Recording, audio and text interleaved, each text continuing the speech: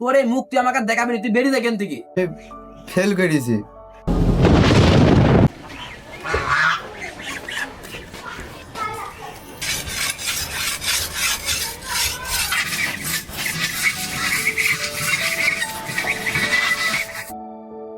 কিরে কাউসার কন যাইছে? কিরে স্কুল তো বন্ধ, তুই আবার আজকে কন যাইছে? আর কি পরীক্ষার রেজাল্ট দিয়েছে, তো রেজাল্ট আনতে যাইছি। আমি জানি তুই আমার ছেলে, তুই ভালো রেজাল্ট করবি। তুই রেজাল্টটা নিয়ে আয়, আর আমি 10 কেজি মিষ্টির অর্ডার দিয়ে আসি। ঠিক আছে আব্বা, তাম পরীক্ষার রেজাল্ট নি তাড়াতাড়ি বাড়ি চলে আসবো নি।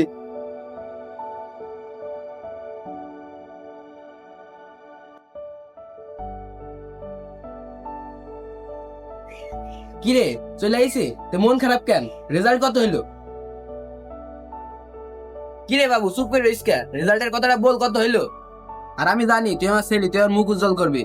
কিরে বলছি নি কেন? আমি জানি তোর রেজাল্ট হালকা ফার্স্ট ক্লাস হয়েছে, আর মিষ্টির অর্ডার দিয়ে আইছি। দুই বাবুতে একসাথে বের হবো মিষ্টি দিতে।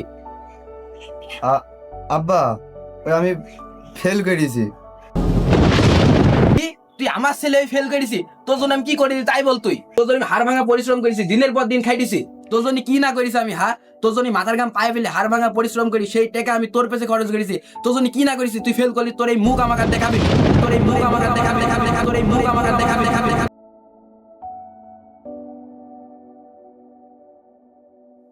কি হয়েছে দাদা? কি হয়েছে? ছেলেকে আবার বলছেন কেন?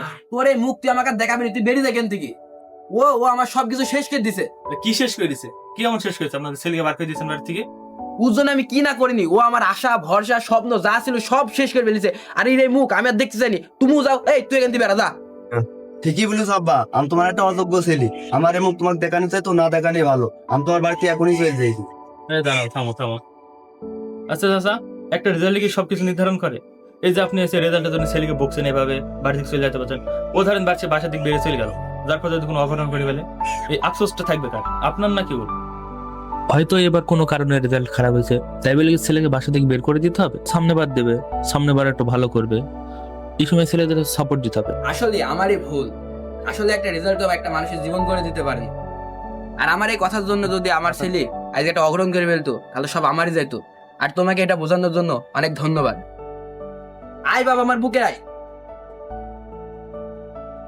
এইবার হয়নি দেখি, তুই আবার চেষ্টা করবি, আমি জানি তুই পারবি। একটা পরীক্ষার রেজাল্ট কখনো একজন মানুষের পুরো ভবিষ্যৎ নির্ধারণ করে না। নম্বর কেবল একটি কাগজের হিসাব, কিন্তু একজন সন্তানের মূল্য তার স্বপ্ন, চেষ্টা আর সম্ভাবনায়। আজ সে ফেল করেছে তাই বলে সে জীবনে ফেল করেনি। তাকে বকা নয়, তাকে সময় দিন। অপমান নয়, তাকে সাহস দিন। কারণ আজ যে সন্তানটা আপনার পাশে দাঁড়িয়ে কাঁদছে, সঠিক সমর্থন পেলে একদিন সেই সন্তানই আপনার সবচেয়ে বড় গর্ব হয়ে উঠতে পারে।